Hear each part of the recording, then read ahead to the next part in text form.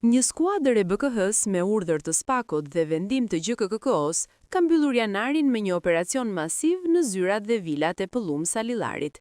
Ish faturinoja i Beratit, i kthyer në një nga oligarkët më të fuqishëm të vendit, është tashmë pjesë e dosjes voluminoze për abuzimet me fondet publike në infrastrukturë, ku përfshihet edhe ish zëvendës kryeministrja Belinda Balluku. Procedimi numër 136 i vitit 2025 ka vënë në lëvizje hetuesit, të cilët kanë sekuestruar 15 telefona dhe laptop, materiale që besohet se mbajnë çelësin e skemave korruptive. Rrjeti i influencës, rekrutimi i prokurorëve dhe policisë. Ajo që e bën Salilarin një sfidë të vërtet për drejtësinë nuk është vetëm pasuria, por investimi i tij në njerëzit e ligjit.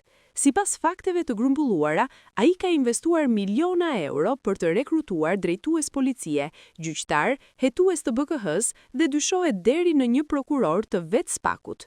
Kjo ushtri mbrojtëse i ka mundsuar atij të shpëtojë sekuestrës së pallateve pa leje dhe të vazhdojë krime mjedisore të pariparueshme, duke shkatruar lumenj e zona të mbrojtura pa i hyrë ferra në këmbë. Skema e Kurbanit, pas vëllait Lulzim, radha e Bledar Starovës. Salilari njihet për taktikat e tij për t'i shpëtuar burgut duke përdorur emra të tjerë si administrator.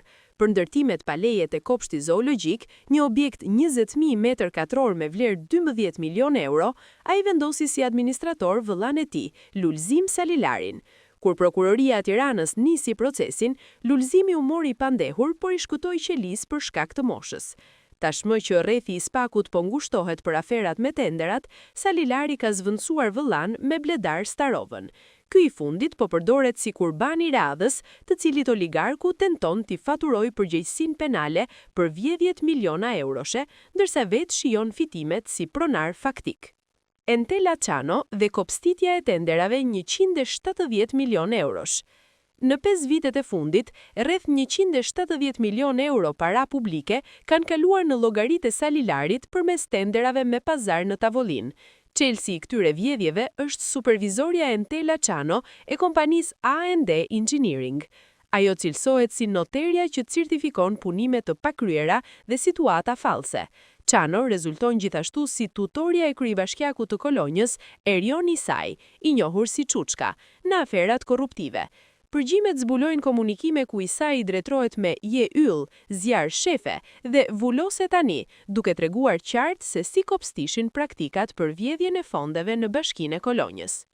Bizneset në emër të mekanikut dhe pensionistit, Boçova dhe Vlora. Dyshimet për pastrim parash përforcohen nga projektet e fundit energjetike dhe portuale. Parku fotovoltaik në Boçov të Fierit, një investim 35 milion euro që po kryhet në 40 hektar toka bujqësore të fermerëve, të zaptuara pas 33 vitesh zotrim. Zyrtarisht, pronar është Ëngjëll Agaliu, kunati i Salillarit dhe ish mekaniku i tij, por punimet i kryen kompania Bervi Construction në pronësi të bashkëshortes së Salillarit, Aferdita Salilari. Porti i Vlorës, Triport, një koncesion 60 milion euro i dhënë shoqërisë Premium Construction and Maintenance. Pronari në letra është Hektor Agaliu, një punëtor pensionist nga Tërpani, pa asnjë përvojë në ndërtime.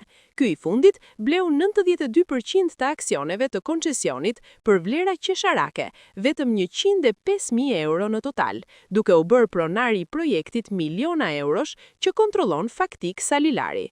Arrestimi i Pëllum Salilarit është tashmë sfida kryesore e SPAK-ut për të treguar nëse mund të godas fytyrën reale të korrupsionit apo do të mbetet peng i maskave dhe administratorëve të vendosur për të bërë burg në vend të shefit.